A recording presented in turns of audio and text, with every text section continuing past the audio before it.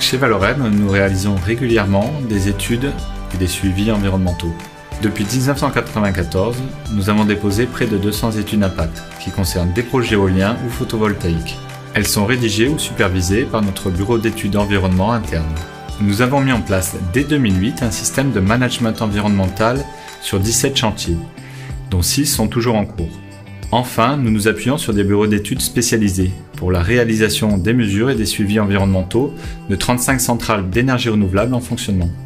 La mise en place de la régulation au sein du parc éolien de Sort-Arfon s'est faite durant le chantier avec l'ADREAL en 2008-2009. Un protocole de suivi, comportement et mortalité de l'avifaune et des chiroptères a été défini ensemble. Cela a été mis en place dès le printemps 2010 avec l'aide du bureau d'études Exen et de la LPO du Tarn qui avait effectué les études initiales de l'étude d'impact. Je suis Yannick Becher, fondateur gérant du bureau d'études Exen.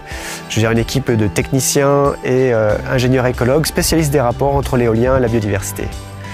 Pour mesurer l'impact écologique d'un des premiers parcs éoliens de la Montagne Noire, Valorem a engagé des moyens importants pour obtenir des résultats précis et objectifs. Donc un suivi de la mortalité des oiseaux et des chauves-souris a été réalisé pendant 3 ans sous toutes les éoliennes du parc, à raison de 2 passages par semaine, soit 64 visites annuelles. L'activité des oiseaux et des chauves-souris a également été étudiée en parallèle, avec notamment pour les chauves-souris des enregistrements ultrasonores en hauteur en continu pendant 3 ans.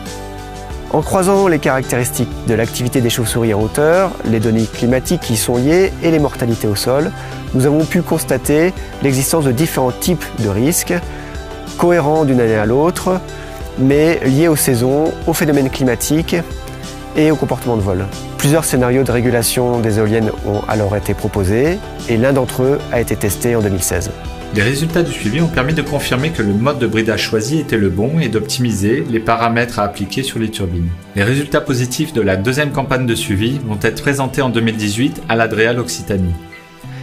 Un nouveau suivi de mortalité sera mis en place en 2018 pour conforter les conclusions positives de la première année.